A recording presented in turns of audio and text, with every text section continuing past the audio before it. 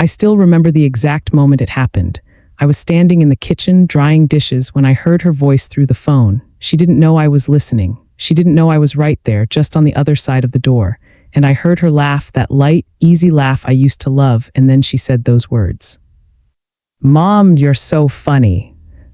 And my hands went still, the dish towel dropped. I stood there just frozen, because that wasn't my voice she was talking to, that wasn't my phone she'd called, and I wasn't the woman she called Mom.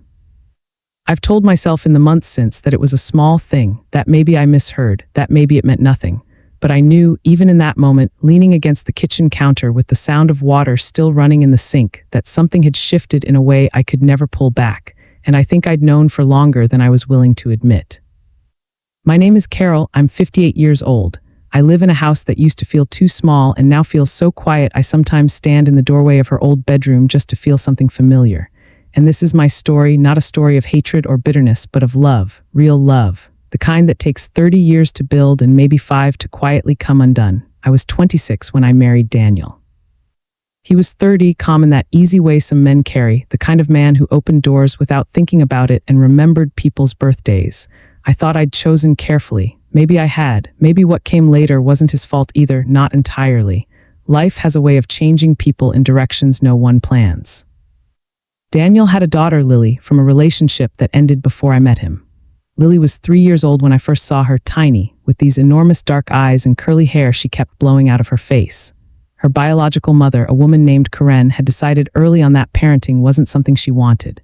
She moved away shortly after Lily's second birthday, left a phone number that stopped working within the year, and for all practical purposes disappeared from Lily's life. I want to be careful here about how I say what comes next, because I know how easy it is for a story like this to turn bitter. I'm not bitter, or I'm trying not to be. What I want to say is simply this: I chose Lily. Before she could walk all the way across a room without tipping over, before she could say my name clearly, before she knew what it even meant, I chose her. I didn't have to. That's something I've thought about a lot. There was no obligation, no legal binding that would have made me stay if I hadn't wanted to. Daniel and I could have married, and I could have kept a respectful distance, a polite warmth, the way some step-parents do, but that's not what I did. I remember the first night Lily had a fever. She was 4.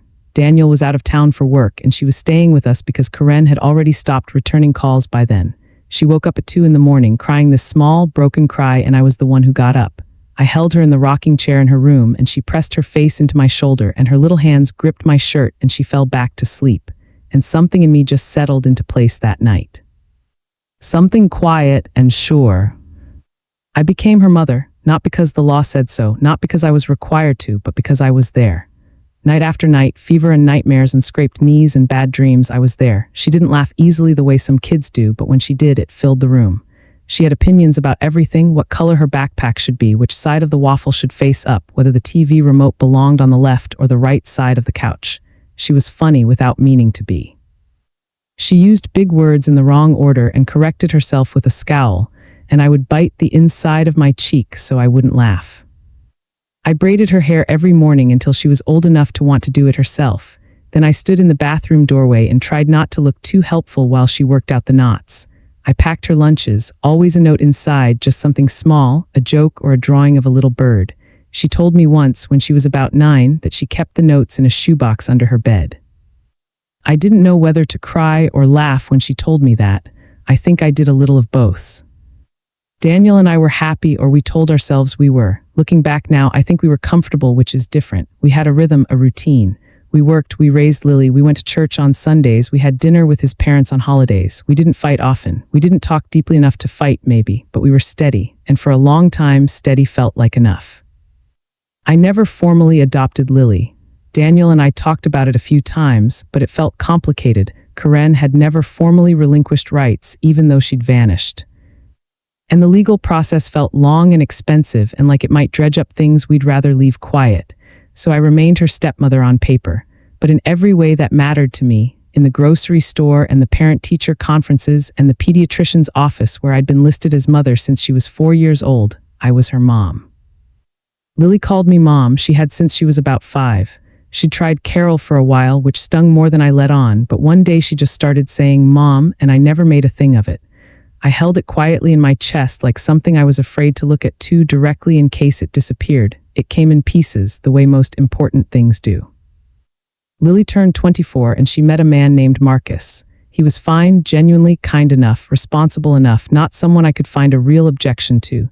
He came from a good family, he had a steady career, he loved Lily in the obvious way that made her happier than I'd seen her in years. I was glad for her, I told her so. But Marcus had a mother named Diane.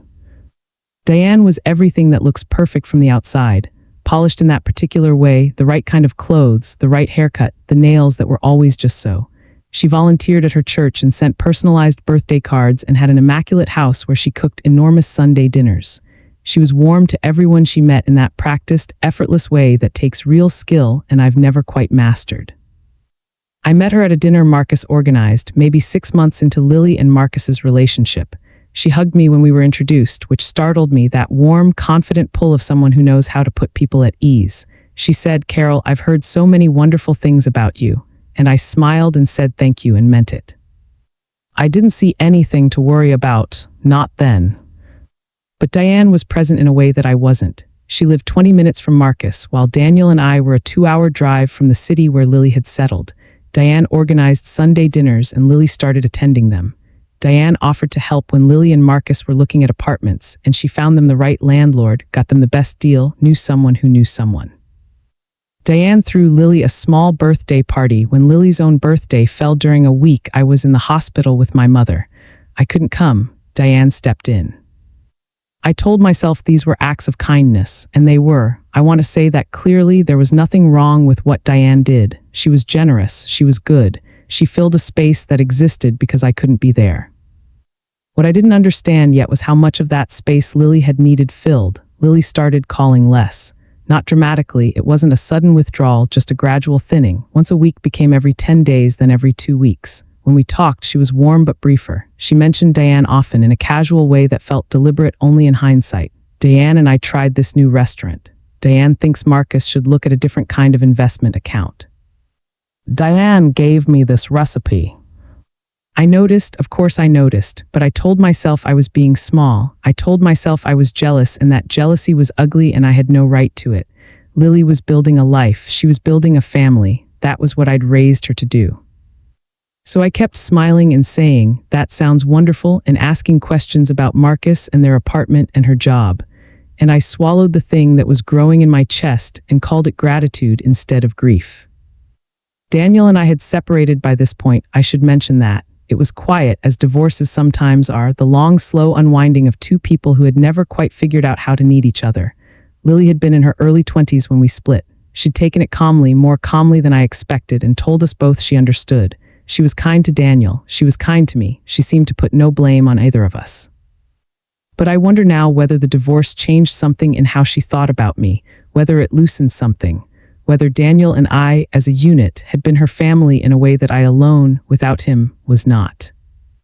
I wonder a lot of things now. It wasn't a confrontation or an accusation. It was just a phone call I happened to walk past. Lily's voice through a cracked open door, talking to someone she clearly loved, someone whose jokes made her laugh in that open, uncomplicated way, and those words. "Mom, you're so funny." I put the dish down. I sat at my kitchen table. I didn't say anything to Lily. She didn't know I'd heard. She came out a few minutes later and we had dinner and talked about her job, and I asked about Marcus and she showed me a photo from a weekend trip they'd taken. She was fine. She seemed completely fine. And I sat across from her and smiled and listened and thought, when did this happen? When exactly did she stop bay? NG mine. I didn't sleep that night. I lay in my quiet house and went through 30 years in my head, the braids and the fever and the notes in the shoebox. The graduation, when she'd hugged me so tight I felt her shaking. The call she'd made when she got her first real job, a call she'd made to me before anyone else. The way she used to say mom in that particular tone, exasperated, amused, tender all at once, that was completely her own. I thought, is she still mine? I thought, was she ever? And I think that was the deepest pain of it. Not the word itself, because the word by itself is just a word, but the feeling beneath it. That somewhere along the way, in all the Sunday dinners and apartment searches and small daily kindnesses I hadn't been able to provide because I was 2 hours away and my mother was sick and my marriage had ended and life had not been gentle, somewhere in all of that, my daughter had quietly transferred something, some central anchor of herself. And she had placed it somewhere else, not a confrontation. I'm not made for confrontations, but a conversation, honest and careful, the kind I'd been avoiding for months because I was afraid of what I might hear. I asked Lily if we could talk, just the two of us. We went to a coffee shop near her apartment. She seemed a little nervous when I said I wanted to talk, the way you get when you know something is coming and you're not sure how bad it will be. I told her I'd heard her on the phone. I told her I wasn't angry. I said I just needed to understand. She looked at me for a long moment, and then she looked down at her coffee and she said, "Mom," she called me Mom, "I didn't mean for it to happen." I believed her, I still do. She told me that Diane had been there in ways that mattered at a time when Lily had needed things I hadn't been able to give. She didn't say it unkindly. She said it the way you say a truth you've been carrying for too long and finally have permission to put down. She said that Marcus's family had folded her in, made her feel like she belonged somewhere solid, at a time when a lot of things in her life had felt unsteady. She said she loved me. She said that hadn't changed. I nodded. I kept my voice even. I said, "I know you love me. I know you always have." But here is what I didn't say because I couldn't find the words for it in that moment. What I had given her didn't require her to be grateful. It didn't require anything in return. I hadn't braided her hair and kept her feverish and packed her lunches so that she would owe me something. I'd done it because she was mine and I loved her, and love, real love, doesn't come with a balance sheet. What I couldn't explain, and maybe still can't fully, was that what I needed wasn't gratitude. I needed her to know, to really understand, that what we'd had was real, that those 30 years weren't a footnote to a story about a woman named Diane. They were the whole story. They were how she became the person sitting across from me. That's a thing you have to learn to do at my age, to sit with yourself in an uncomfortable truth without rushing to resolve it, without tidying it up into a lesson or a conclusion before it's ready. I thought about what love asks of us. I thought about how we raise our children to leave us, which means we raise them toward other people, toward other loves and other loyalties, and then we're supposed to be glad when they arrive there safely. I had raised Lily well enough to be loved by someone like Diane. That was, I supposed, something. I thought about the notes in the shoebox, whether she still had them, whether she'd thrown them away years ago and never thought about it again, whether it mattered. I decided it mattered, not in a way that required anything of Lily, not an apology or a correction or an acknowledgement. It mattered because it was true, because it happened, because I was there and my being there shaped who she became, even if she couldn't always see the connection between the woman she was now and the child I had rocked in that chair at 2 a.m. We don't get to choose which parts of us our children carry forward. We don't get to say, remember this, keep this, hold on to this. They take what they take and they leave what they leave, and we stand in the doorways of their empty bedrooms and love them anyway. I stopped waiting for calls that didn't come. I stopped measuring the space between them. I stopped reading into what the silences meant and let them be just silences. I called Lily when I had something to say, not because the calendar said it was time. I stopped steering conversations toward the past, toward remember when, and do you still have, and all the ways I'd been trying to prove something, even to myself. I tried to be present for who she was now instead of reaching for who she had been. I took care of myself in ways I'd put off for years. I joined a reading group at the library, something that sounded small and turned out to be enormous. I started spending Friday evenings with my sister, who has her own complicated stories and makes very good chili and always knows when not to ask questions. I'm not going to pretend I reached some clean, peaceful resolution. Some nights I still lie awake in my quiet house and feel the weight of it, but it's softer now, not because the truth is any different, but because I'm learning to hold it without it holding me.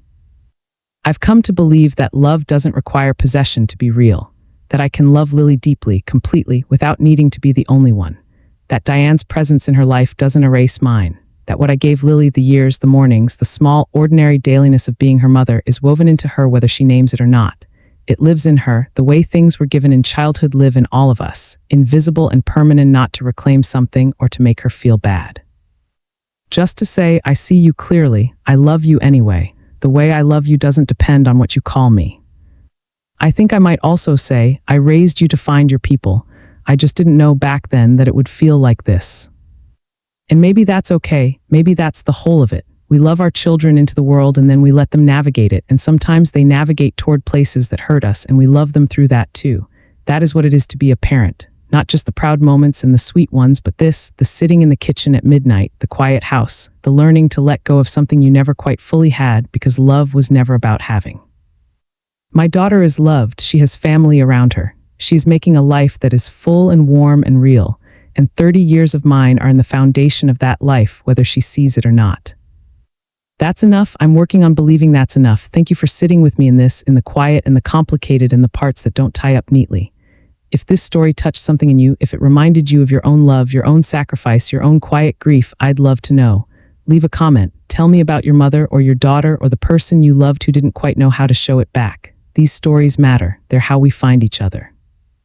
If you know someone who needs to hear this, a mother who has given everything and wonders if it was seen, share this with her. And if this channel has meant something to you, a like and a subscription means the world. Thank you for being here. I'll see you next time.